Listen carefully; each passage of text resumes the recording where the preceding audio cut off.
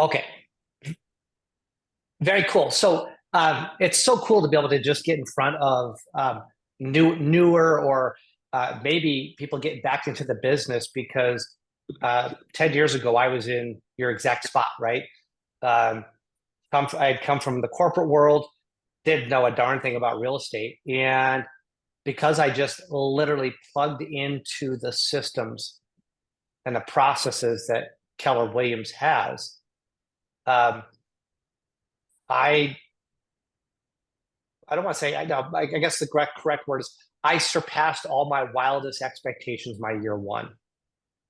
Now, mind you, I I had the privilege of being under the mentorship of Josh Stern. So if you don't know who he is, when he gets back from Alaska at the end of the month, you should seek him out. The guy is a complete badass.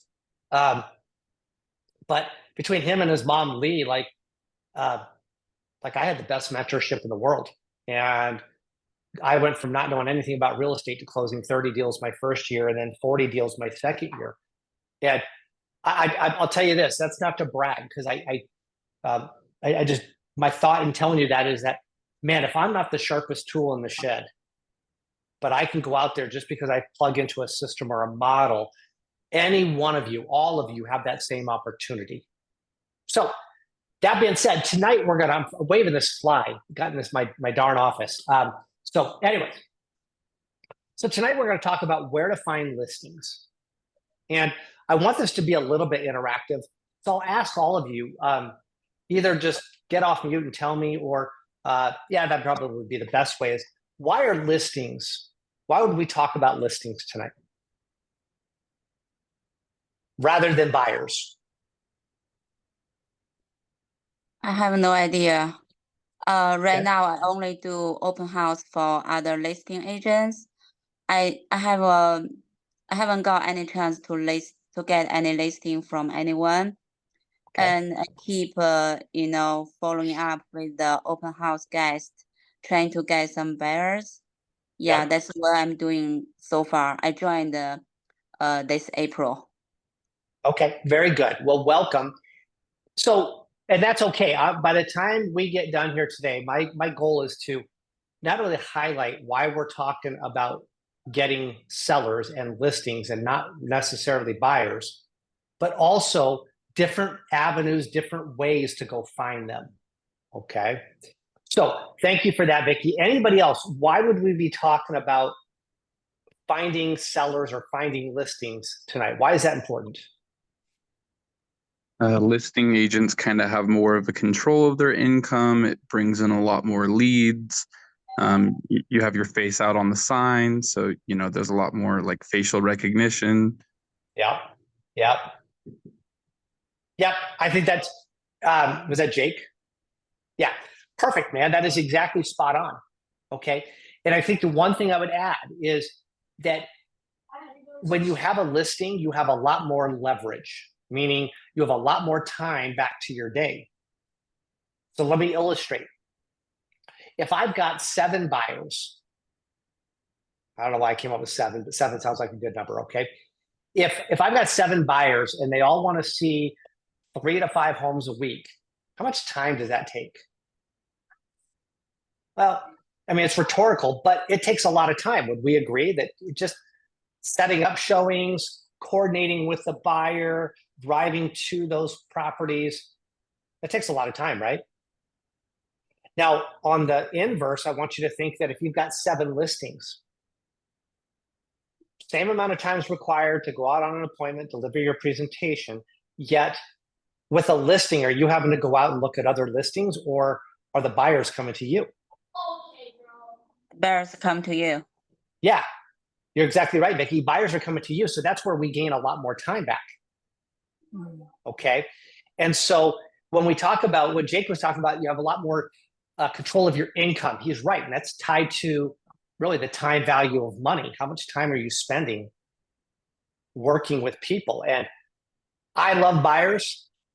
And I'll tell you, I like sellers a lot more because I get a lot more of my time back, either to spend more time with my family, travel, spend time with my kids, exercise, or to go out and get more listings. to work more in the business. Does that make sense for everybody? Just give me a nod or a thumbs up, something that acknowledges that this makes sense. Okay, so now that we understand why we're going to talk about listings, let's talk about where do we find listings. So it's going to be more interactive and having dialogue between you guys, but hopefully you're taking some notes.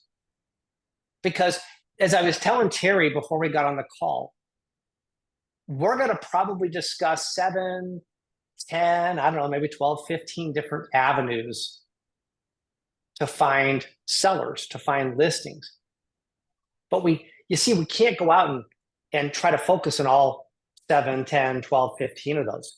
So if you could walk away from today with a list of different areas you can go find sellers and concentrate on maybe 2, possibly 3 areas over the next 90, 120, and 180 days, you're gonna change your business trajectory. Even if it's great right now, you're gonna go very high level. And if you're just getting started, you're gonna start to have more listings than maybe the average agent would, which is gonna put you further ahead. Does that make sense?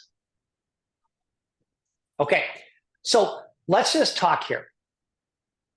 And there's no wrong answer, because sometimes when I do this exercise, I find some avenues to find sellers that I didn't think about. So let's talk about where we'll find sellers. So I'll fill in a few as we go, but like where, let's start off. Who can tell me one place that we can find sellers? I don't know where, but I'm thinking of, I'm going to wear a hat and indicate I'm a realtor so people can Okay. come to me. Okay, so say that again, Vicky. Where are you going, did you say? I didn't say I go anywhere. I don't know where I can find listings or sellers or the potential ones, but I'm thinking I put wear a logo hat saying I'm a cool. realtor. Yeah. By the way, Vicky, I love that, because all of you guys for your market center should have gotten a name badge that says Mike Wolters, realtor with Keller Williams, Salt Lake City, or wherever your office is. Yeah. Wear that. Here's what I found. Here's one. How many, if you guys have kids, go to your PTA, get involved with your PTA and wear your name badge. Oh, I'm telling you, that PTA group is a ferocious bunch. Okay. So others coming in. Lori says door knocking. Yep. Does everybody know what door knocking is? I'll tell you, in my experience, probably 10%-ish of realtors have the stones or have the wherewithal to go out and door knock. You want to get a foot ahead, go door knock and tell them, whatever your value proposition is, whether it's a free CMA, whether your door knocking expires. Door knocking is a big deal. Okay. Jake says FSBOs. Yep. For sale by owners. So where do you find FSBOs? Where can you find FSBOs?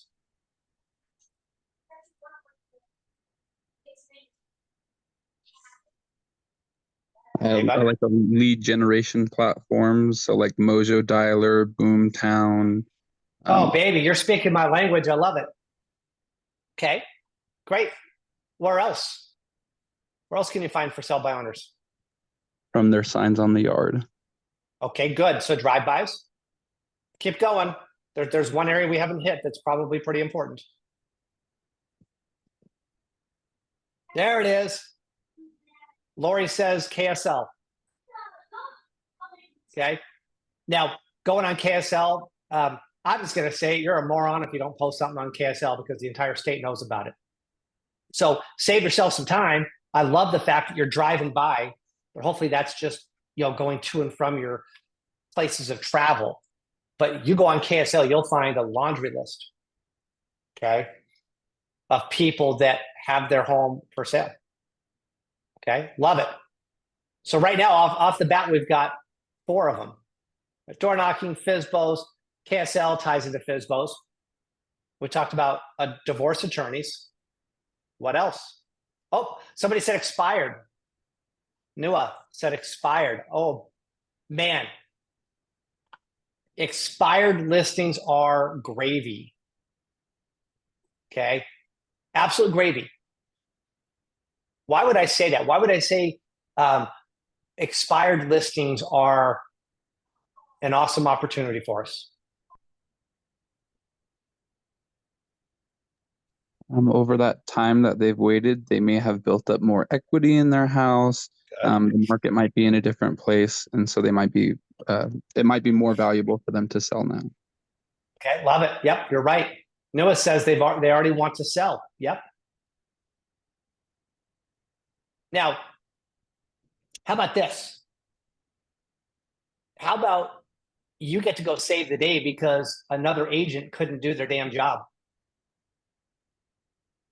And I say that with a smile on my face because here's the reality. If you are the second person to go in and you already know that, you know, it's most likely in most cases going to be price. Could be a little bit of marketing, could be location, but it always going to come down to price in most cases.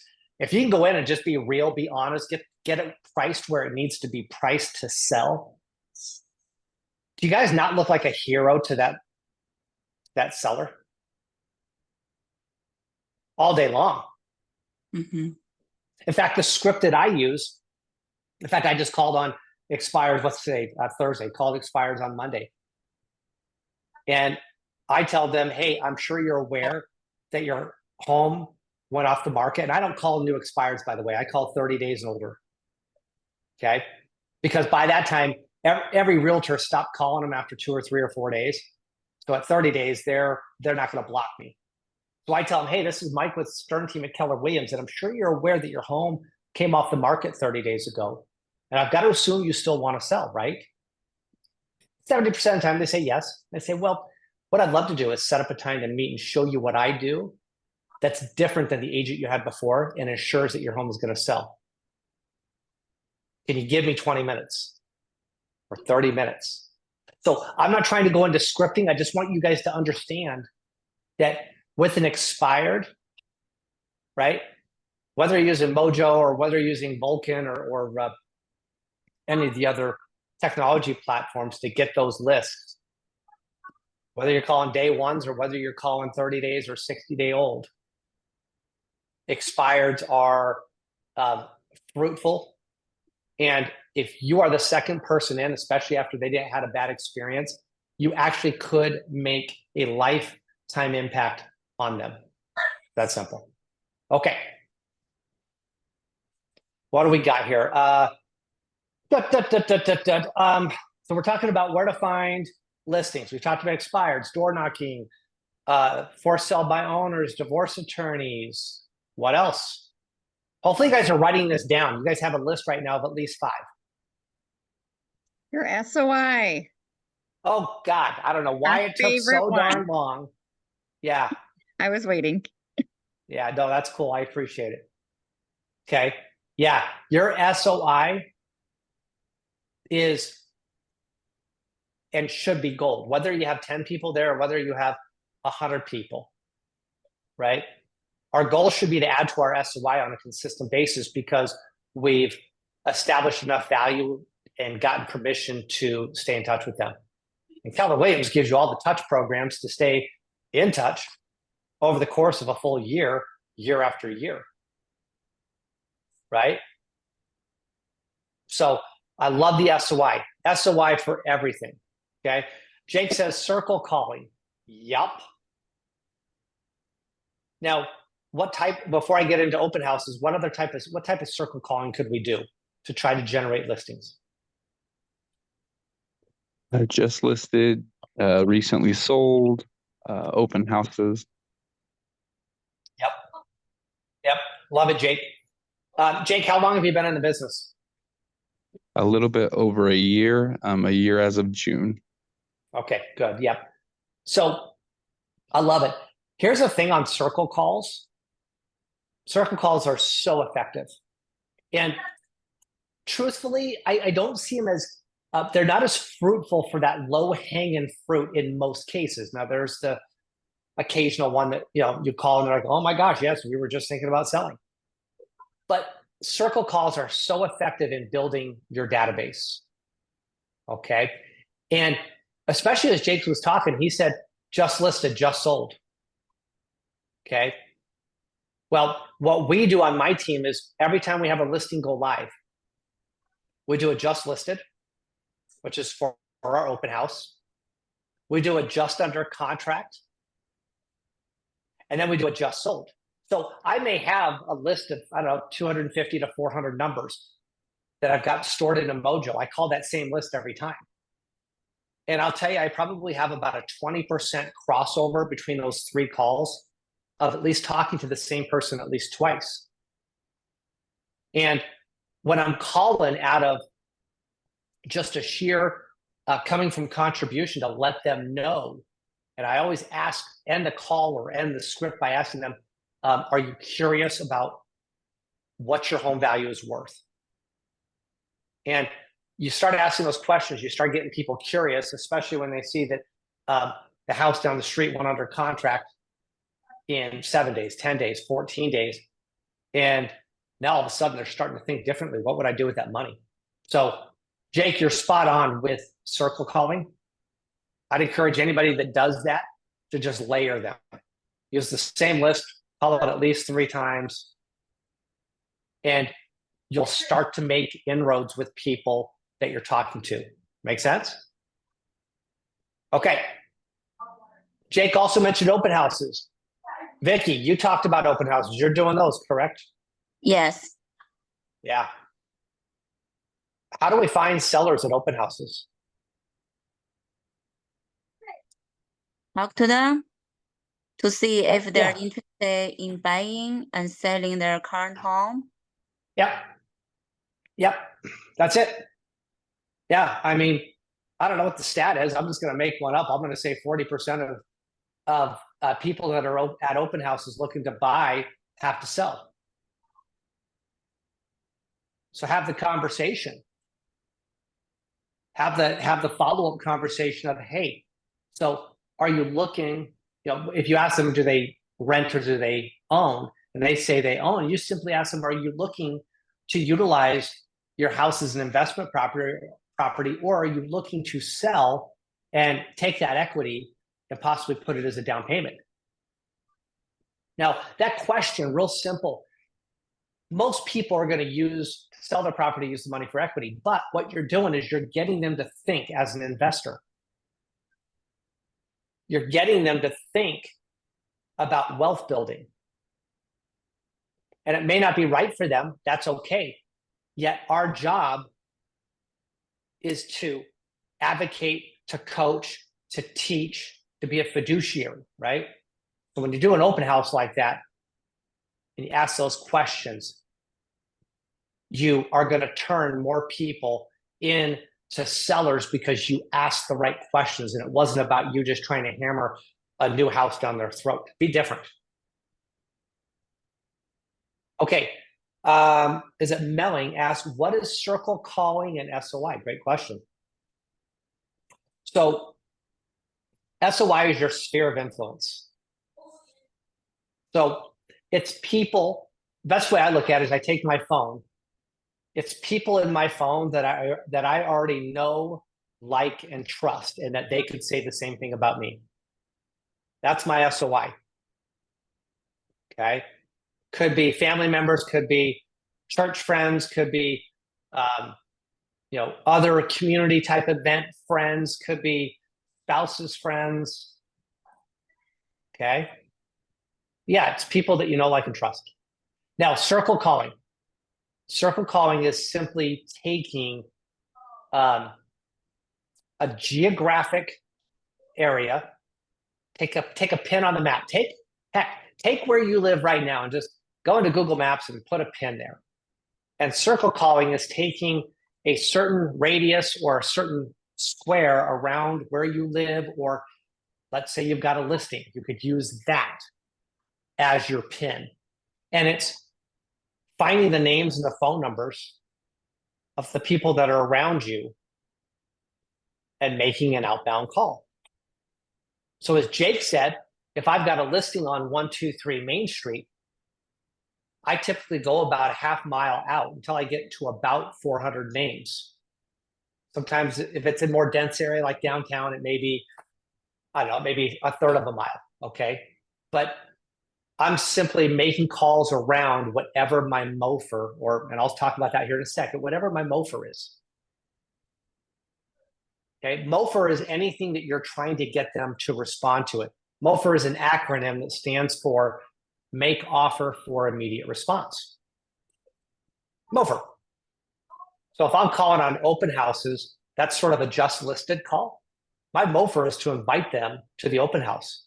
And as neighbors, I'm going to open up a half hour early so that you have advance access before it gets super busy. Can I count on you coming? Great. Look forward to seeing you there. My MOFR could be, hey, we just sold this house, just closed on it. It was listed for $500,000. We ended up selling for $525,000. We had 3 offers, but only one could win or one could buy. So Mr. or Mrs. Seller, who do you know that is looking to sell right now? Again, they're going to say nobody, or they're going to say, let me think about that. Both are great responses. You've got a response from them. That's all you're looking for on a MOFR. Get an immediate response. Does that make sense? So circle calls, incredibly effective. We talked about open houses, right? We talked about circle calls.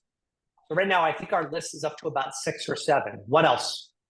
What else can we call to find listings?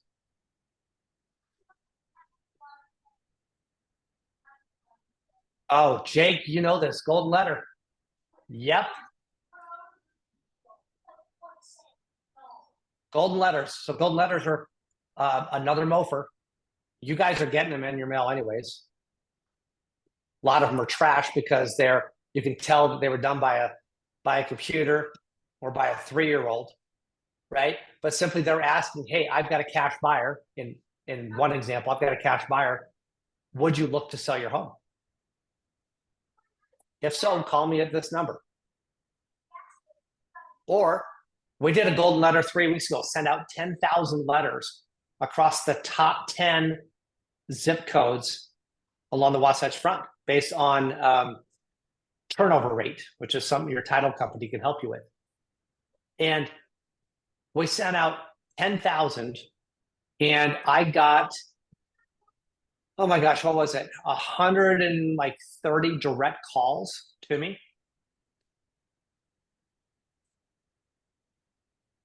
So gold letters are effective. They can look different, but the idea is to send it out with a MOFR and have them call you back. Okay.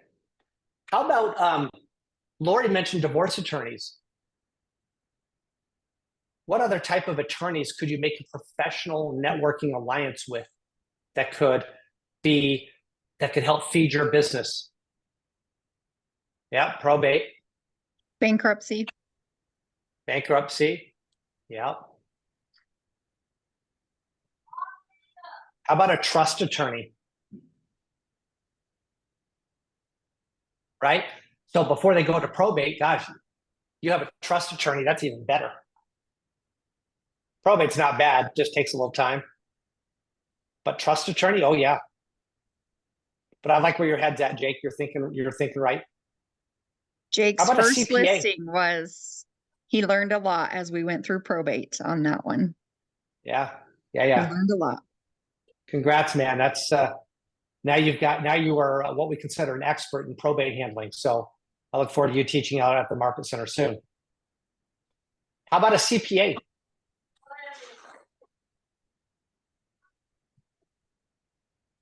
How could a CPA be an avenue for business for you?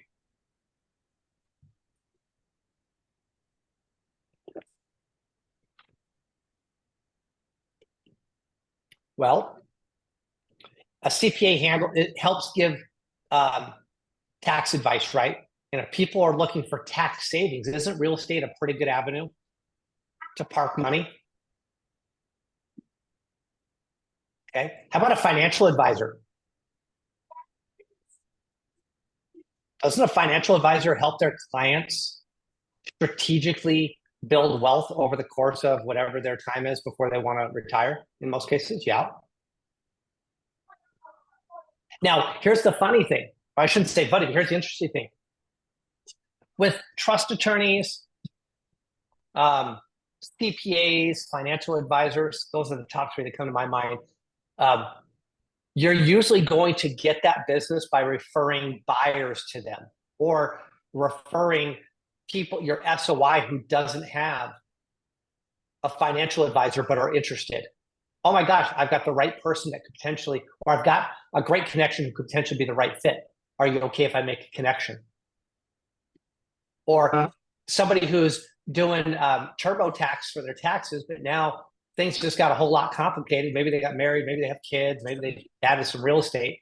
You're like, man, I'd love to make an introduction with my CPA, because now as you've got multiple deductions and all this other stuff, like I want to make sure that you're not missing out on any tax advantages. Are you okay if I make an introduction?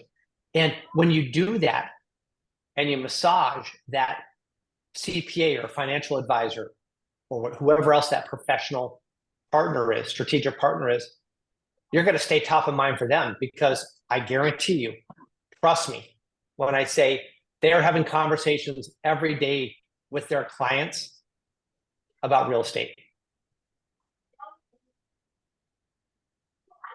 Make sense? Yep. Okay. What else? Like, I think we're close to 10, if not 10. I always say follow your money. Wherever you're spending your own money is a great resource to pick up other business. So like your hairdresser, your laundry mat, your property manager. So just anywhere that I spend money, I start to have those conversations. Yeah.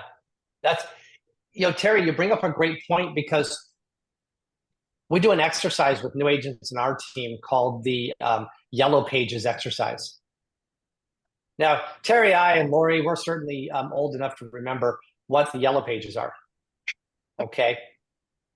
I don't know if you young bucks know it, but if you think about the Yellow Pages, it was from A to Z.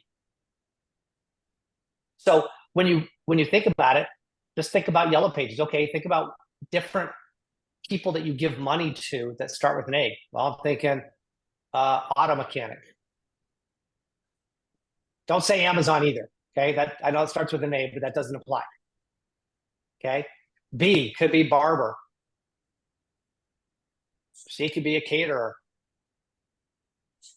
D could be dog walker, or C could be cat walker, if that exists.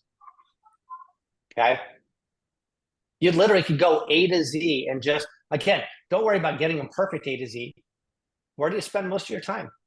If it's the hairdresser, or the B for barber, H for hairdresser, ask them as they're cutting your hair. Start being social with them.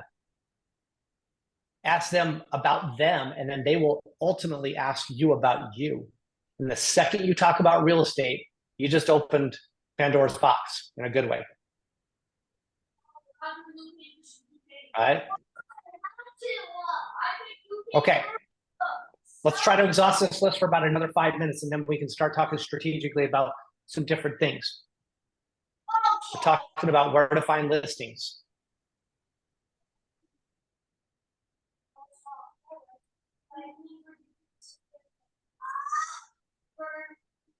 How about referrals? You guys all have access to Command, right? Mm-hmm. You guys all have access to our referral network inside of Command. Mm-hmm. Does anybody know, and don't say California, that's off the list. Does anybody know, I don't know, the top 2 or 3 states for migration of people coming in to the greater Wasatch Front area?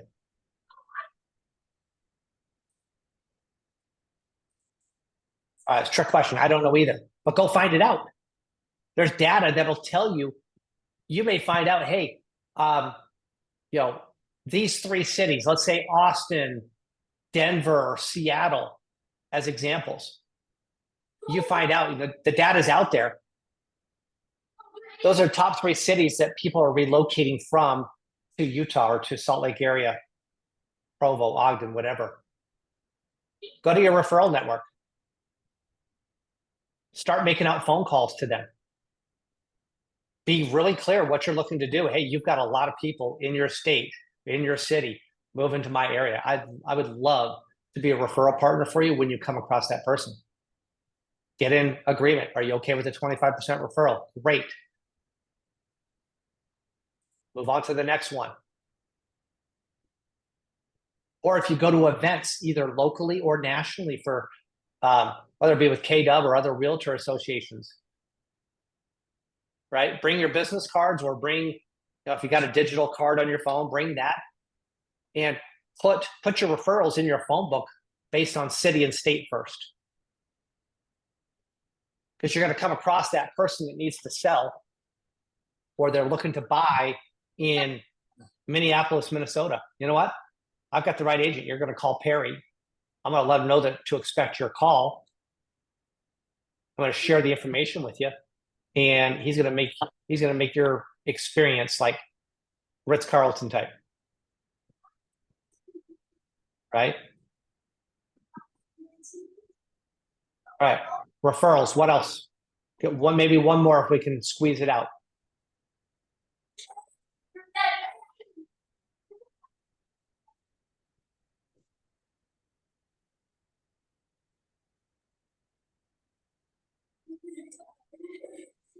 Anybody? Yeah, I'm gonna. Oh, got one more note here.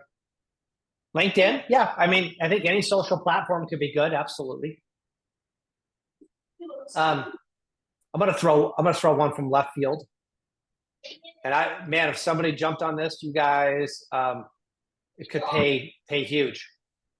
How about senior communities making inroads with the directors at your senior communities? I live in Sandy. I don't know what it is about Sandy, but like we have got like we're like senioropolis here. I've got a senior home up on 13th East and 94 South. I've got 3 of them down on 7th East and the corner of 110th South, just in Sandy. Now it's not on my list right now, but there's an opportunity there because they're talking to family. They're talking to the people that are actually considering moving in to the senior living.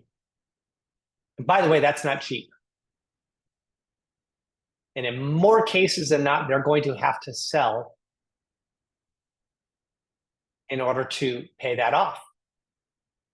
So if you're looking to come in and maybe teach at places like that and getting your name out and showing value to the directors of those places as just one example, when they have people coming in that are touring with mom or touring with dad, you got the children that are doing this, and that director can say, you know what, I would love to make an introduction with Terry, who I know to be incredibly good at her work and trustful. Are you okay if I make a connection with you guys to talk about maybe different options for mom's house?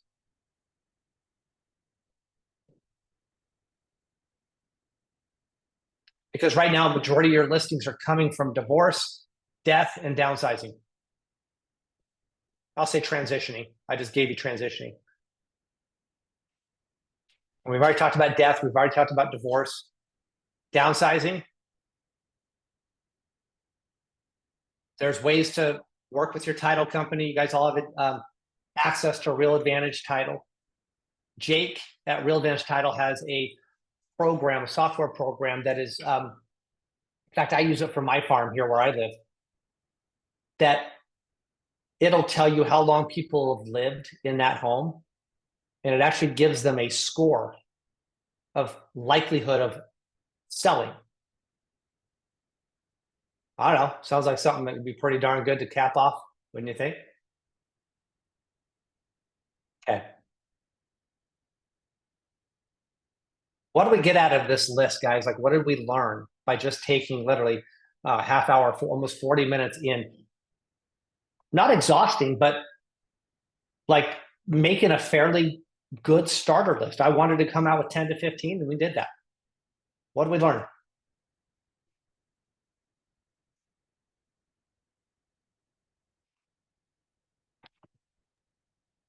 Lots All of the- ways to do it. Yeah, all the different ways to get listings. There's plenty of attorneys that I didn't even think of. There's plenty of different routes. Never thought of senior communities. Thinking outside the box for sure. Yeah. Yeah, Jake, the Sandy ones are off limits for you, okay? Just to say it. Totally kidding. Totally Hey, kidding. listen, I live out in Sandy. It's all competition. Yeah, it is. 100% it is. Good. Good. I love it. So now what do we do with this today?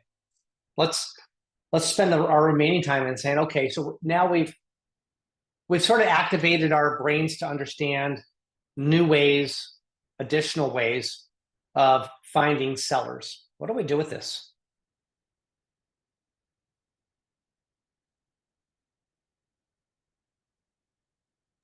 Take action, make a plan, start doing it consistently.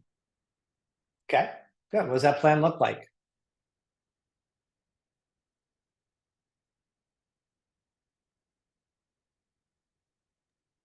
I would say get really good at one or two things. Yep. I'd say Yep.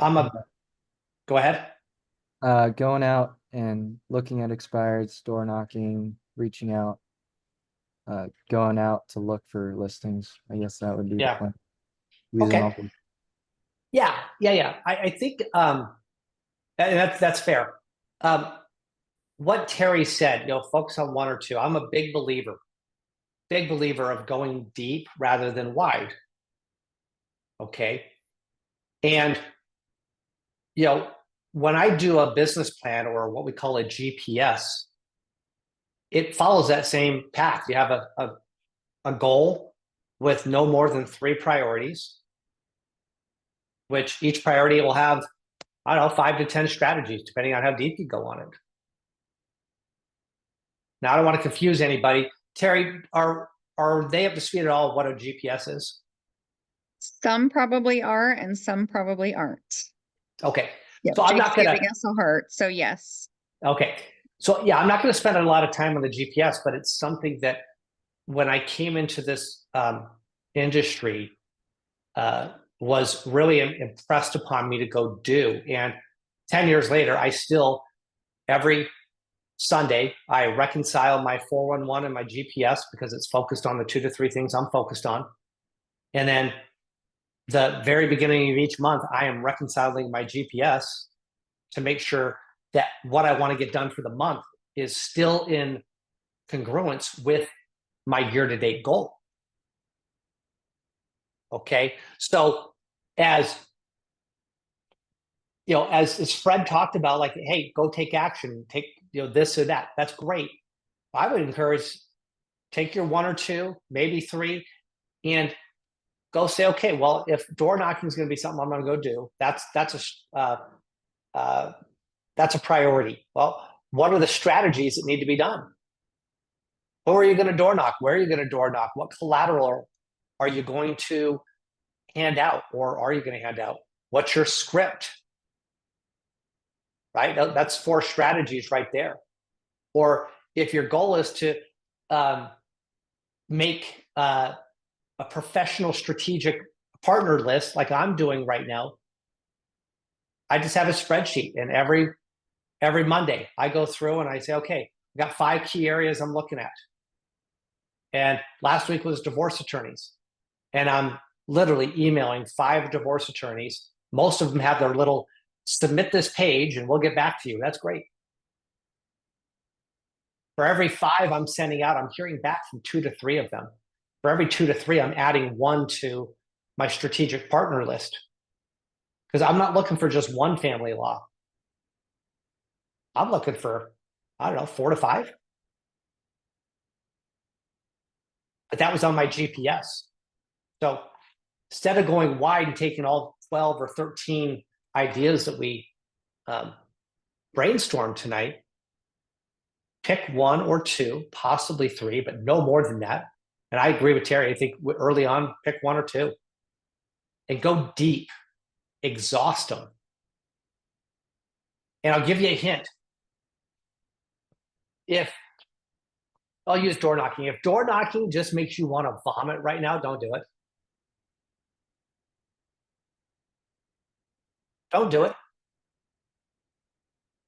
Right? Lean into the stuff that you will do. Maybe someday down the road, maybe if door knocking scares the you know what out of you, maybe down the road it won't. Here's what I found. If you have kids with my farm, my kids go with me.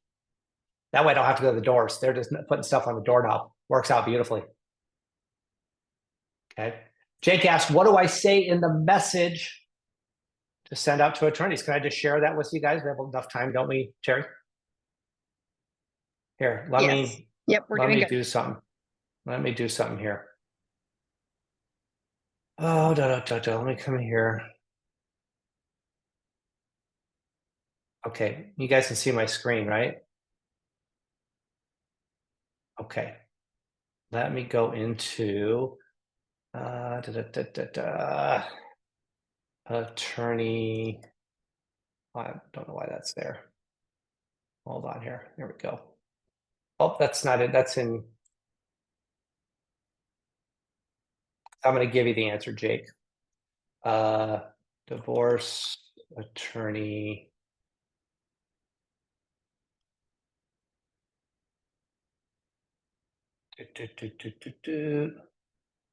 Oh, this might be it. Oh, it doesn't have the form that I had. Jake, if you would, because I'll give that to you. I just have to find it. I wasn't prepared to share that, but I'll share it with you when I find it. If in the text, if you'll just put your phone number and that way, or your email, even better, I'll copy paste that and make it an action item to send it out. And if anybody else wants it, just put your email into the chat. Fair enough? Cool. All right. So we started this conversation off tonight by talking about why it's important to find sellers. And Terry, if I could ask your help, because as I'm talking, I don't know if I would be able to catch up with all the emails. Is there possible you can copy those and just send them to me and I'll have a to-do list? Is that okay to ask? Yep, okay. for sure. Thank you so much. We were talking about why it's important to go get sellers. And now you guys have a list. And now you're going to go hopefully pick 1 to 2, possibly 3 to get really good at. And if I can just encourage you to lean into your SOI. Terry said it. You guys probably hear it in different capacities during your Ignite sessions. But your SOI is it's like your insulation for your business. And yet in most agents, and I was one of them early on, I didn't lean into it because I was afraid of, oh my gosh, what are they going to think? I don't want to bug them. They're going to think I'm too salesy. Okay. I probably lost about my first 5 years of real estate because I did not lean into my SOI. So of all the things we talked about today, I'd encourage you to make your SOI at least one of those. And that's, I will also tell you that I also said, if you're something on that list just makes you want to vomit, don't do it. This would still apply.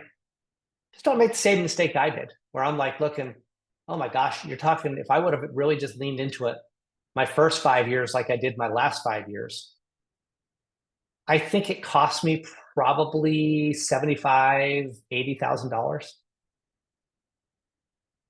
Okay. I've got this dream on my vision board. I want one of those Mercedes G-Wagons. Like that's my goal. I'm not a car guy, But that's one of my goals. That's half of the cost. So whatever you decide to work on, understand that it's going to take commitment to a skill set that you have to sharpen, and understanding that you're not going to be perfect, and that the best ways that we're going to learn is by failing. And as you go on this endeavor to figure out, okay, what is going to be my 1 or 2, possibly 3 sources of listing business, right? When you do that and you just embrace it and you take your failures as just learnings, that's all it is.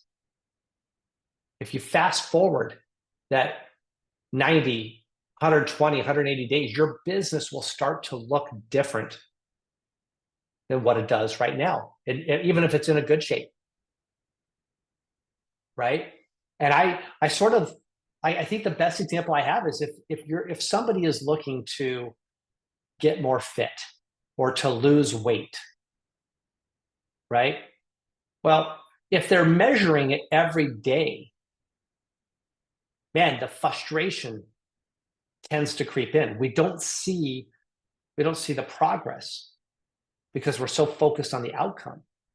Yet if we pay attention and embrace the process rather than the progress, that's where bigger leaps are made, where you start to see transformation in your health in this case, or your business, with what we've talked about all night. All right. So I had a goal when we started, make a list, and to encourage you guys to narrow that down to the 2 or 3 lead sources that you're going to go find listings. My encouragement is, if you don't have clarity on that right now, that's okay. And it's Thursday. Figure it out in the next 24 hours. Because I know this to be true. If you don't figure it out in the next 24 hours, there's a good chance you're not going to do anything with it. That's just fact. So that being said, I'll open it up for any questions or comments that anybody might have.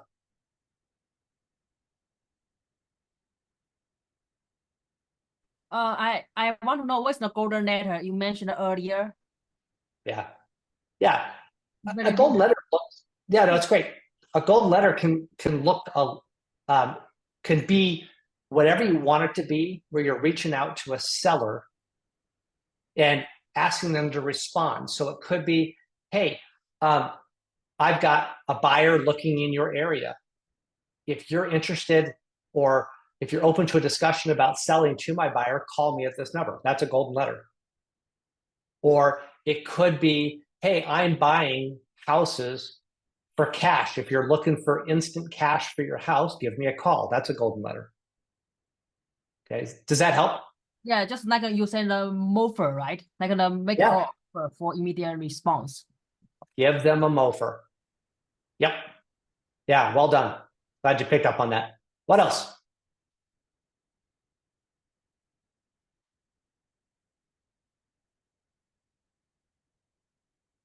It's all just sunk in perfectly. Guys, we have a rock star on here. Take advantage. Ask your questions. I have a question. What do you think is the best way you've gotten listings from? Okay, so your question is, what do I think the best ways of getting listings are? Yeah, your personal best way. Yep. SOI, divorce attorneys, probate, and trust right now for me. Now, let me tell you why. SOI, I think, is pretty self-explanatory. Okay, we had this thing called COVID that happened a few years ago. Do you know what happened to marriages during COVID? Probably a lot of Divorce. Yeah, they spent so much damn time with each other, they realized they didn't like each other anymore. Okay, but it starts, Fred, by finding, doing, and sending out letters and getting into connection and relationship with divorce attorneys, right? It's not an overnight success, but when you do it, Like I have a rhythm every Monday. I'm sending out 5 emails. Boom, boom. Been doing that for about 16 weeks.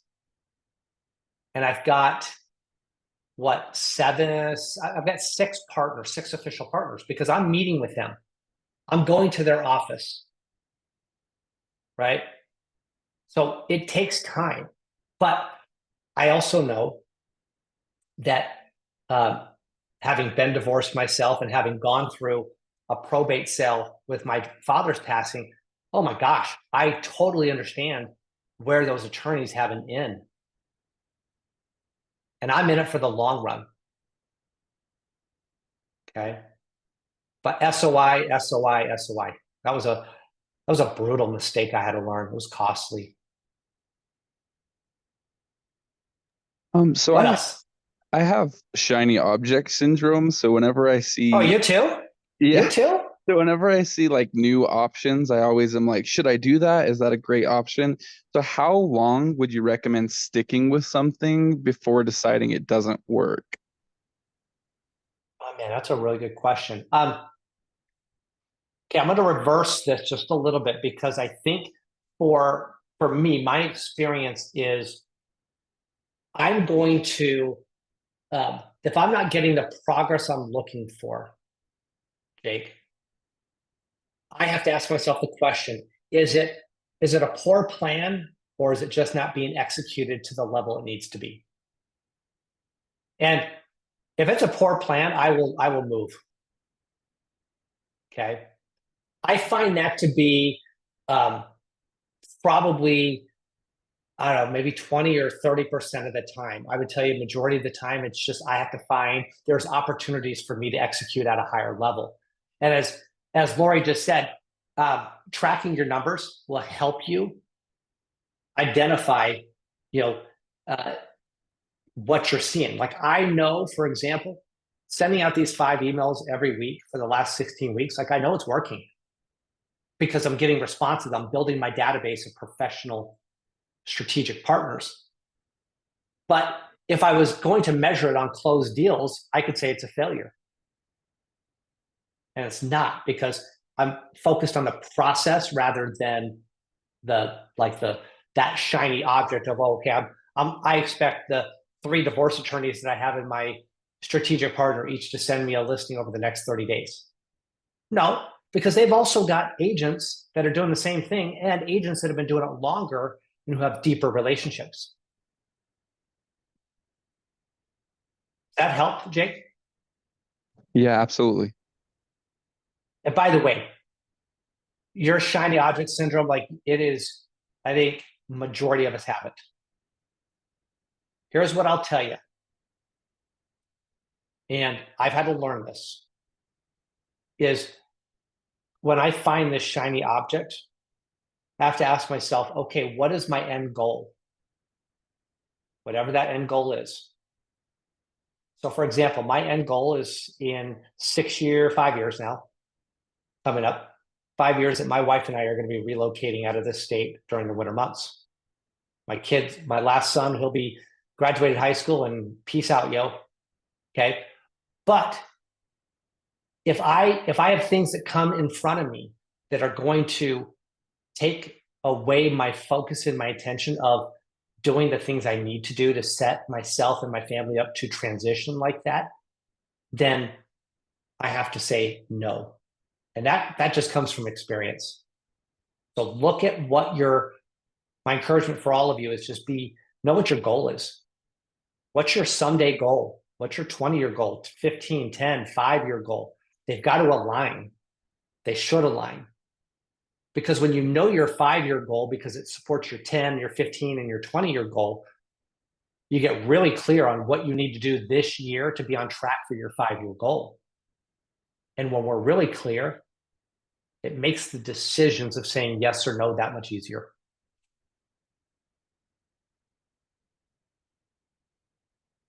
Thank you. Off my soapbox. All right. Anybody else?